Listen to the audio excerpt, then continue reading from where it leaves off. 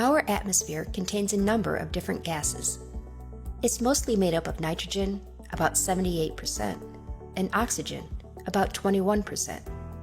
But it also contains a number of gases known as greenhouse gases. These include water vapor, carbon dioxide, methane, nitrous oxide, ozone, and chlorofluorocarbons, which are usually man-made. They're called greenhouse gases because the properties of these gases allow them to retain heat, leading to a warming of our atmosphere. Let's take a closer look at how this happens. Our sun produces light, which is composed of small particles, called photons. These photons pass through the atmosphere and collide with the surface of the planet. If the surface of the planet is lightly colored, such as areas that are covered by ice or snow, the photons may be reflected back into space. However, if the surface is darker, such as forests or oceans, the photons are absorbed.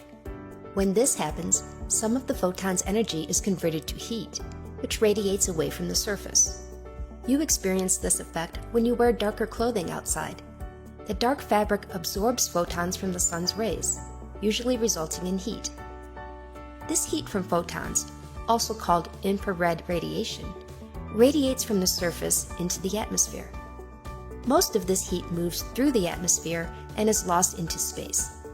However, some of the heat interacts with greenhouse gases in the atmosphere, such as carbon dioxide, water vapor, and methane. These molecules absorb the infrared energy and slowly release it back into the atmosphere over time. It's important to realize that greenhouse gases play an essential role in the maintenance of our planet's temperature, helping it to stay within the limits that allow life to flourish. Normally, these gases are needed at very small concentrations, often in the magnitude of parts per million. In fact, if our atmosphere had fewer greenhouse gases, the majority of the water on the planet would exist as ice.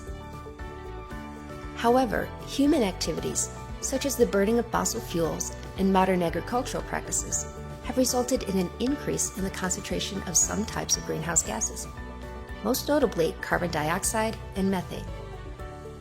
This graph shows the progressive increase in carbon dioxide concentrations over the past 5 decades.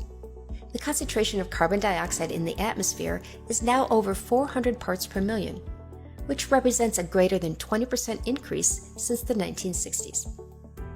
This increase in carbon dioxide concentrations, as well as other greenhouse gases such as methane, is directly related to an observed increase in global temperatures, as shown on the graph here. This process is called global warming. As the planet warms, it causes changes in regional climates. This is commonly referred to as climate change. Scientists have already documented numerous cases where climate change is altering weather patterns, producing areas of severe storms, flooding, and droughts. At the current rate of greenhouse gas increase, it's projected that the average global temperature may increase by another 3.6 degrees Fahrenheit by 2100. However, the exact amount of warming that will occur in the coming century depends largely on the energy choices we make now and in the coming years, particularly since those choices directly influence how fast we put greenhouse gases into the atmosphere.